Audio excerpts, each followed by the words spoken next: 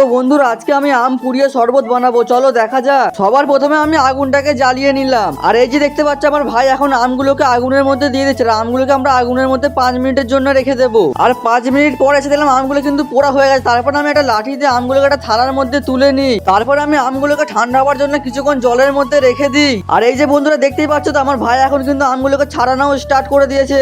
আর আমার ভাই যতক্ষণ আমগুলোকে ছাড়াচ্ছে তোমরা ততক্ষণ ভিডিওটা একটা লাইক করে চ্যানেলটা সাবস্ক্রাইব করে দাও। আর আমার ভাইয়ের কিন্তু এখন আমগুলোকে ছাড়ানো পুরো কমপ্লিট। তারপরও আম থেকে আমের আঠিগুলো বার করে নিচ্ছে। তারপর আমটার মধ্যে অল্প পরিমাণ জল দিয়ে আমটাকে ভালো করে মাখিয়ে নিতে হবে। তারপর আমি একটা বড় সাইজের বাটি নিয়ে নিই আর বাটির মধ্যে দিয়ে দিই অর্ধেকটা জল। তারপর আমি জলের মধ্যে দিয়ে দিই চিনি আর 5 প্যাকেট জল জিরা। আর তারপর সবার শেষে দিয়ে দিই আম মাখাটা। তারপর আমি সবগুলোকে একটু ভালো করে মিশিয়ে নেব।